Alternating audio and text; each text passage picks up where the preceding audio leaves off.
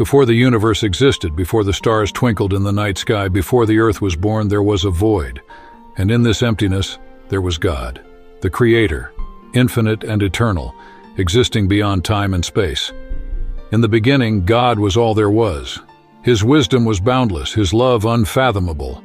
Though He had not yet created anything, within Him lay the potential for all that would ever exist.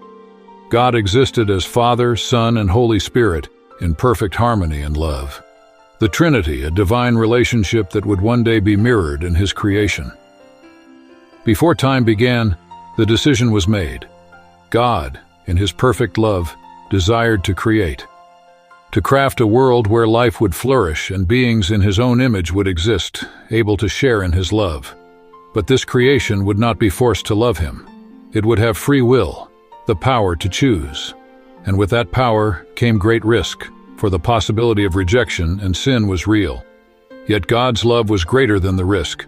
It was through the Son, Jesus Christ, that the world would be made. In John 1:1-3, we are told that in the beginning was the Word, and the Word was with God, and the Word was God. He was with God in the beginning. Through Him all things were made. The Word, Jesus, was the instrument of creation. From the formless void, the Word would speak, and all things would come into being. The stars, the earth, and every living creature would be crafted through Him. As God began His creative work, the heavenly host, the angels, watched in awe. These beings, created before time, had served in the presence of God, worshiping and carrying out His will. They marveled at the unfolding of God's plan, rejoicing as the stars and galaxies formed, as the earth took shape, as oceans, mountains, and skies came into existence. But even as God shaped the world, He knew the future. He foresaw the fall of humanity, the moment when sin would enter the world, and the brokenness that would follow. Yet His love never wavered. From the very beginning, God had a plan for redemption. A plan where His Son, the very one through whom the world was made, would one day enter His creation to save it. As God continued His work, He created time itself, day and night, seasons and years. The ticking of moments began, and the earth rotated in perfect harmony with the heavens. For the first time there was a beginning, and time began its steady march forward, from eternity past into the future that God already knew. And then God created life. From the dust of the ground, He shaped every creature, great and small. The birds of the sky, the beasts of the field, and the fish of the sea all came into being by His command. But His greatest creation was yet to come. Finally, God formed man in His own image. He breathed life into Adam, and man became a living being.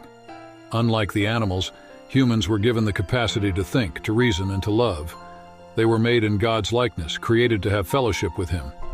God placed Adam in the Garden of Eden, a paradise of perfect beauty, where every need was provided. Yet, Adam was not complete. And so God created Eve, the first woman, as a companion, and together they reflected the image of the Creator.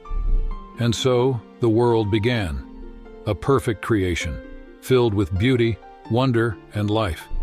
Yet, even in this perfection, God knew that the story was far from over. The fall of man would soon come, but God's love and His plan for redemption would never fail. For even before the world began, Jesus Christ had been destined to save. And that too was part of the greatest story ever told. This is the story of the beginning, before the world was formed, before sin, before time itself. It is a story of love, creation, and a plan that spans all eternity. From the very start, God knew the end, and that end is salvation through Jesus Christ.